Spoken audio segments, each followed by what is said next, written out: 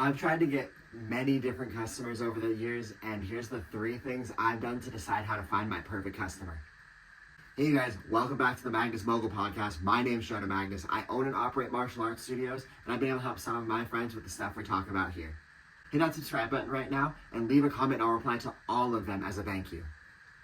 First, it comes down to defining what our customer avatar is going to be and exactly what that is. A customer avatar and finding your perfect customer is like making a pretend person that fits all of the criteria that you would want in your business. And not only would you want them, but they want what you're selling. So the perfect ideal customer avatar that you're building is the person that wants what you're already offering, and you will have them in your business, and it'll create a very wonderful relationship. So if you haven't, I encourage you to sit down and write down the criteria of your ideal customer avatar before we get into this, and it'll make this video a lot more useful in terms of who I've targeted and the results that I came up with. Now we're going to talk about who the avatars are that I've targeted personally. Over the years, I've run events and ads that targeted just kids, so like ages 4 through 14 is kind of what I was going for. I've also run ads and events that targeted only adults, so more in that like proper 19 to 39 range, really just trying to appeal to like the fitness side of it and things like that, as well as I've targeted parents, and that's more of that 29 to 49-year-old range, and targeting them as parents of kids back in our original kids age bracket. The ages I chose for these that I said are a little less relevant and can be swung. It's more about what you say in the ads and what you do at the events that kind of negotiates the targeting and everything like that. For kids, we would get a ton of interest and have a lot of hype around the events, but we wouldn't get very many conversions, and the events wouldn't necessarily be very big. And I believe this is because if I'm running an event for kids and I'm talking to the kids in the classes, then they might be super excited and magically remember to go tell their friends about it at school. But then my student and their friend both have to talk to their parents, and then both have to coordinate what the event is, what's going on, how to get them there, and everything like that. Make sure it works with everybody's schedules. And there's a lot of places for it to miss, fall off, and just not always have to follow through. So it didn't have a ton of conversion to new students, new members, and not necessarily even the biggest events.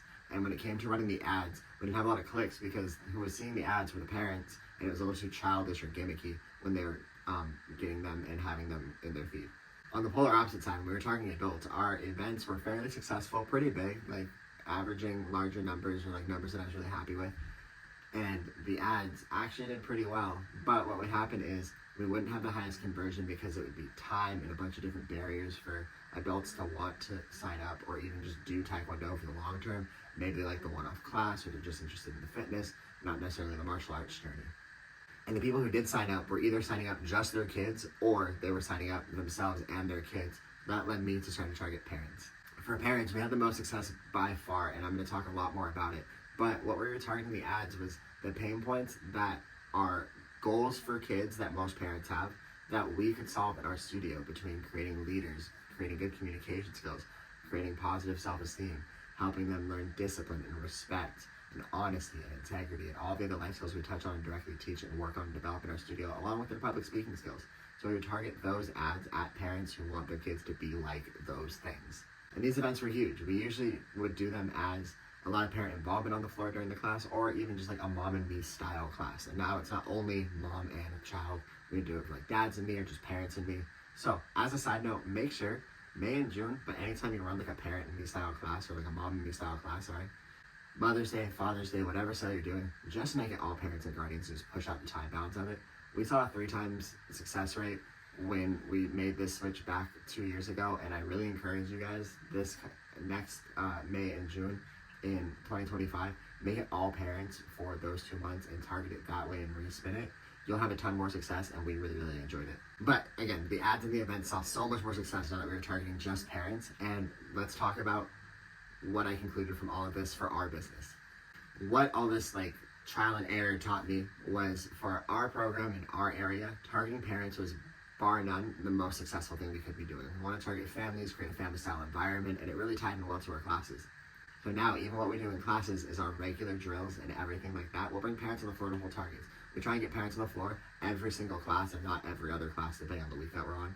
And we want to just create an environment where the parents are not only involved in their behavior checks and checking in with them and getting the praise reports and all the calls that we talked about last week, but I also want to make sure that the parents are seeing and hearing the value, and the kids get to interact with their parents in a more unique way.